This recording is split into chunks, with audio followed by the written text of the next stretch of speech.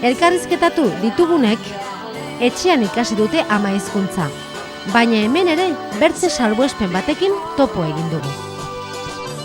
Zure gurasoak handik etorriak onat? Bai, Basnafarakoak dira. Ama Hortzaizekoa da eta aita Donostirikoa. Eta zuk eskolaz badakizu ikasi duzu etxean? Ez, ikasi dut han Donostian egia esan.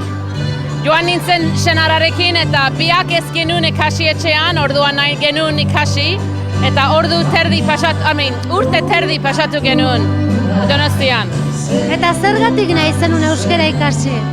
Nahi neuen, ibili naiz beti dantzetan eta eskaldunekin eta jende hasten ziren nirekin euskeraz pentsatzen banekiel eta pena ematen nuen eta nahi nuen ikasi orduan. Suertez senara adoz zegoen orduan elgarrekin joan ginen. Eta gurasoi ez diezu sekula erran, zergatik etzen idaten euskaraz erakutsi? Ez dut ulertu. Gurasoei etzen idan sekula inoiz erran, zergatik ez didazu euskaraz hitzein?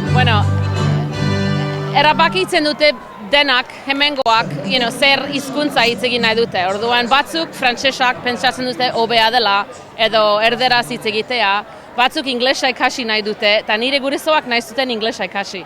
Eta erabiltzen zuten euskara hizkuntza sekretua bezala etxean. Zuek ez ulertzeko, Ez, bai, hori da. Eta pena da, baina hori egiten dut ere nik orain. Senararekin, ez dugu nahi aurre ulertzea hori egiten dugu. Jota dantzan, baltsan, mexikanetan, berdin da, kontua da ongi pasatzea eta divertitzea. Garbi dago giroak ez duela hutsik egin 2007ko Bakersfieldeko Euskal Bestan.